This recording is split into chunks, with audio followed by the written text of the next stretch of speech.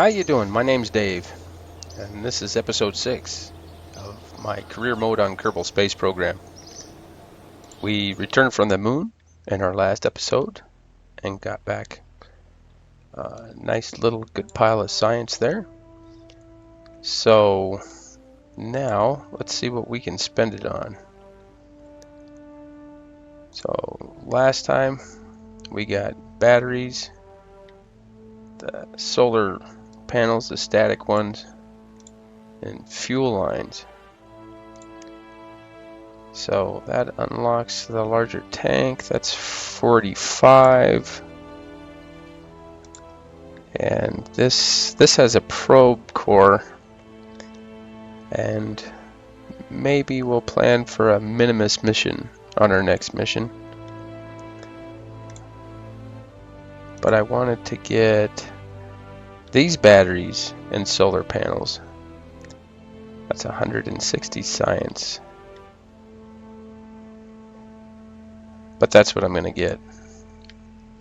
And that opens up these two tiers for another antenna and an accelerometer. And the large solar array, 300 science. So let's take a look at what these have to offer. You know, I'm going to have to start filling out some of these lower ones anyway. Eventually. So this one's 18. And we'll get that one. That gives us a radio decoupler, a little winglet, and some nose cones. The nose, they're dynamic nose cones. The KSP doesn't model the air realistically. The nose cones are just to put negative drag and kind of keep your rocket upright. That has larger fuel tanks. So I'll research that. Ooh, that opened one up here. What does this one give us? Oh, that's the Poodle engine. Oh, and the large, one of the larger fuel tanks. This one, yeah, I'll research that one. And that gives me a probe core and a reaction wheel. A reaction wheel will help a lot for maintaining the spacecraft's orientation. Another winglet, another probe. These are all 90, so I can get one of these. It's just a matter of which one. This has larger fuel tanks, but without larger rockets, it won't help much. So this one has a lot of little wings and different things. You know, there's the processing lab. So I'll research this one, and that'll give us our processing lab.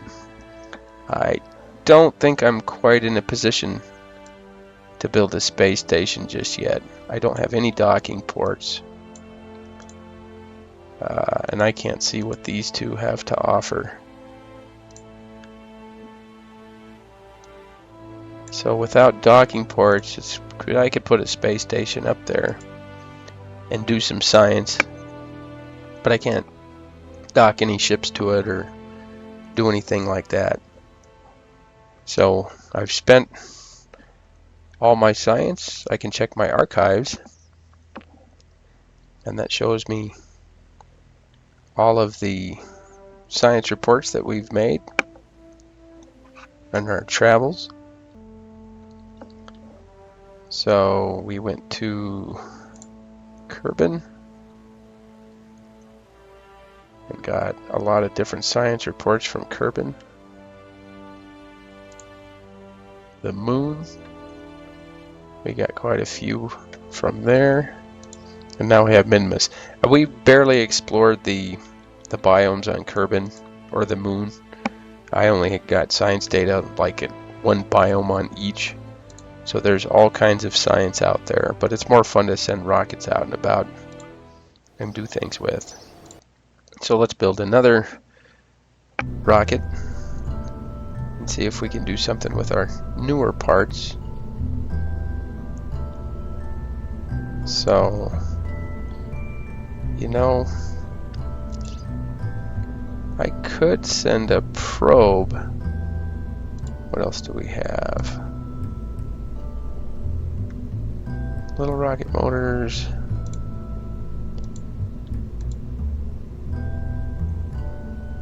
To send a probe to transmit science. No, I think I'll stick with another lander. So this would be our Minmus lander, and I'll name it Explorer 1, even though this is our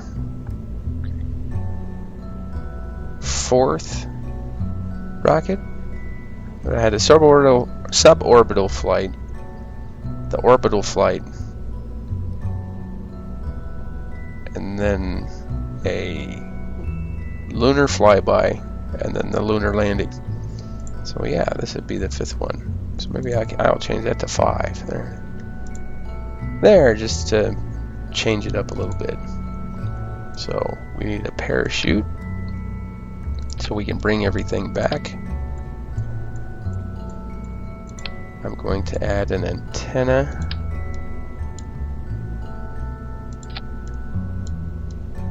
And that one's good to go. So now we'll add the stack decoupler.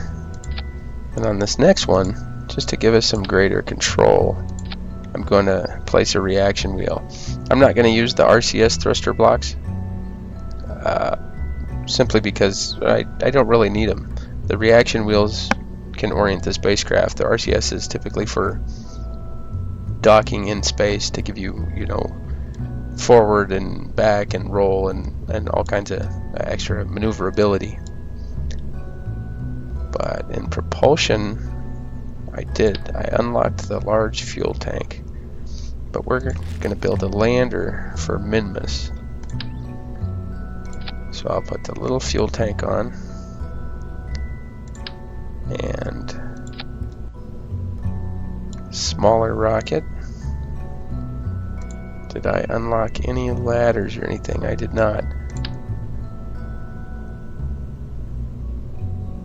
However, I do want to attach the Science Junior to get more science. I'll put a goo canister right there.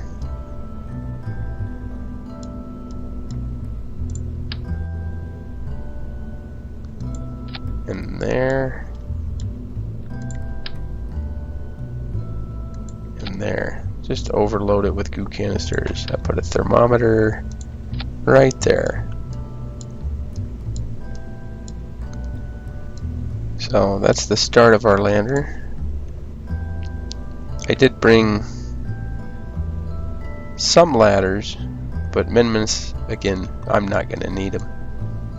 The gravity is low enough that I can use the backpack.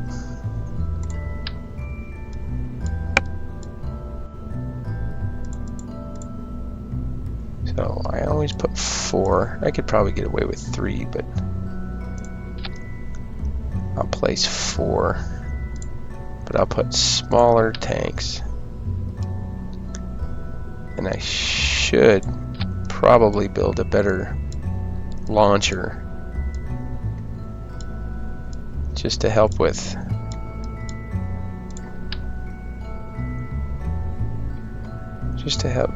come on, there you go, a larger launcher just to help to get into orbit. The moon mission, we used the lander fuel to actually finish getting to the moon, and fortunately I over-engineer everything, and that worked out well. But we'll see what happens with this one when we get to Minmus. So I need some landing legs. Excuse me. And some landing lights. Oh, I forgot something quite crucial. A battery. Let's put the battery. We can put it under the parachute.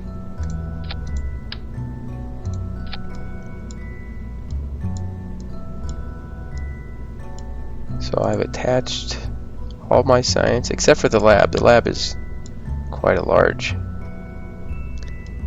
part, and it only works if it's staffed with 2 Kerbals. So without docking ports, it's kind of unnecessary right now, although I'll be using it quite a bit when I start building space stations. So I can do this instead of asparagus staging it. I can just make these 4 my first stage, and then this one my return stage, and I could probably get away with a smaller fuel tank to land on Minmus, but I'm gonna hedge my bets. So I have lights, I have battery, I need solar panels, and I'm going to use these deployable solar panels. I'll place those there, and I do want a couple of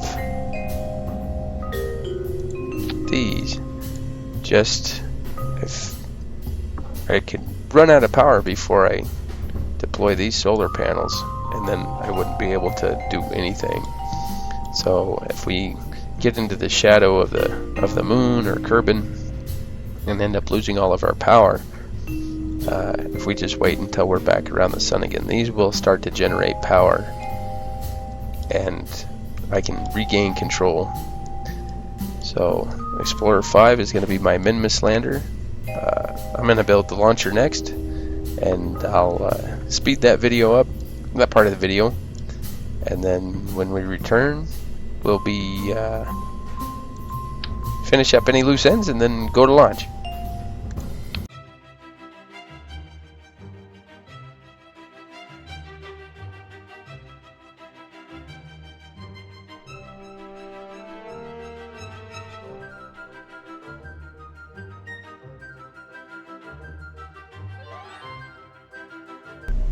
Okay, I think that this rocket will get us to Minmus. I adjusted it a little bit, so the first stage, all that's going to be listening us are these solid fuel boosters. I do have a reaction wheel there. I did end up putting the nose cones on, just kind of for looks. I suppose I could put 6 more on, so that looks nothing at all like a conventional rocket, though it's very, very Kerbal to have that rocket. So I've completed my construction. These are very heavy and use a lot of fuel, so they're kind of neat, but I don't use them very often.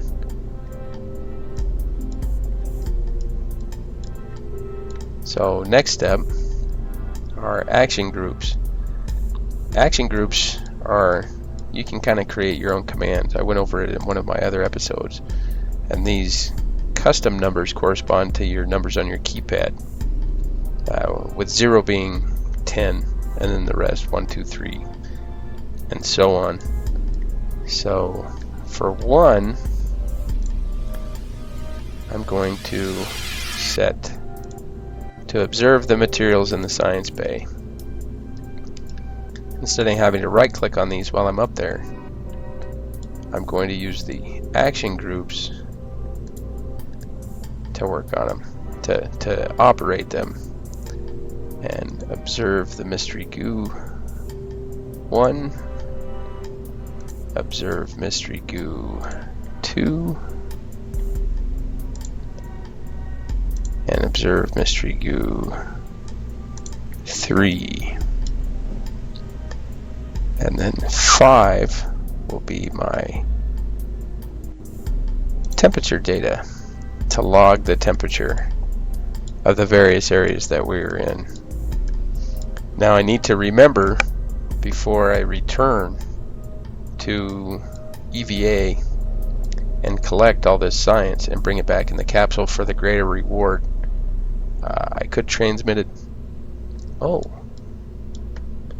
I totally forgot. We'll set up the solar panels as 6, so we can toggle our solar panels. And I did add lights to my lander. I don't have a ladder. I could put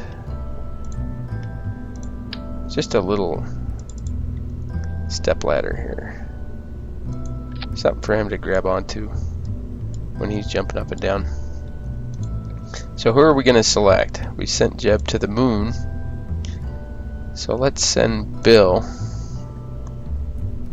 to Minmus. And everything's ready. I'm going to save this rocket and go to launch.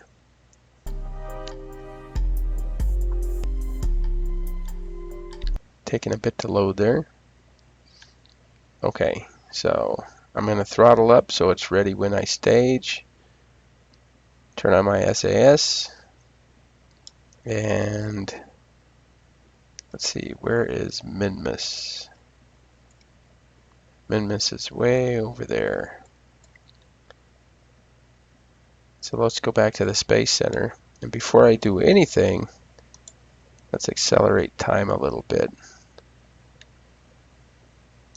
because I kind of want this to be a spectacular launch.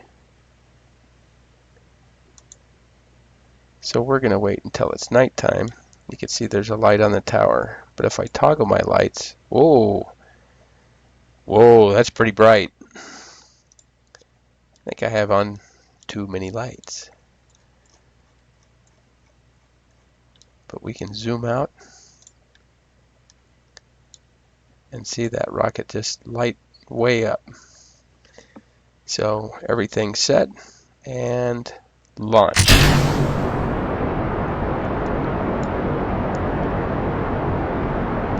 There goes the rocket on the solid fuel boosters. Taking off, we're accelerating good. So hopefully our other rocket motors have enough thrust to keep up that speed. Boy, that rocket noise gets really loud zoomed in like that. So we're keeping dead on, straight up and down, and ready to stage. So there go our boosters.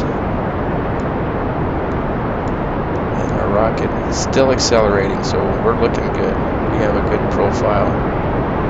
I am going to adjust that sound because it is quite loud. See if that helps. There we go. That seems to be a lot better. These rocket engines are just so loud. So hopefully we'll get enough acceleration and we'll be able to maintain it when we do our gravity turn at 10,000 meters. So I put fins all around the rocket. I left my lights on. So that's probably using some battery power. First stage is done. Still looks good. We'll start our gravity turn. Yeah, it's a lot easier to control with that reaction wheel we unlocked. So I'm actually going to go a little bit shy of the 90, kind of split the difference between the straight up and down and the 90 until I get my acceleration up a little bit. Lock my resources on. these motors generate electricity as they fire, so that's why I'm not losing any power when the lights are on. So I could have set true report as a action group, but I've done most of those that I can do. So we're almost to our next stage. We'll fire those off. Go into our map view and clip into the planet there. Let's zoom in. We're at 41,000 meters. There's our flag on the moon that we planted on our last mission. So you can see our prograde has dropped a little bit. So it's good that I stopped kind of in between. So we're going to go up, not too high. We'll stay pretty low, but we want to get above the atmosphere to avoid the drag. So I'll stop at 75. And we have all kinds of fuel. I could probably get into solar orbit and visit Duna with this, which might be an option. No, if I had larger fuel tanks up here. I thought I was going to orbit the moon on that one mission too, and I didn't. So let's not get greedy. So I'll rotate the rocket to point the direction I want to go. If you see we're losing speed as we're cutting through the remnants of the atmosphere. The last moon mission I couldn't even coast. To the apoapsis. And music kicks in to let us know we're in space. And I'm going to start firing now. I'll point a little bit down, which isn't quite fuel efficient, but I won't get my orbit too far out of whack. So you can see our orbit expanding nicely. We're 8 seconds from our apoapsis.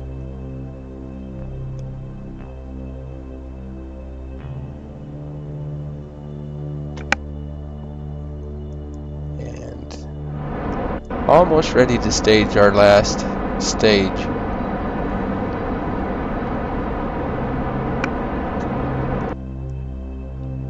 And there we go. If we can just keep this profile and not climb too much when that reaches about 2,300 meters per second, we'll know that we're in a good equatorial orbit. It's a really nice profile there. So almost there, just about. And here we go.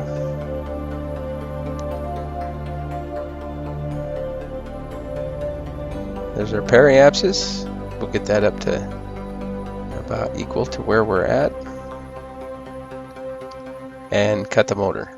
So we're 74, 9, and 81. So perfect.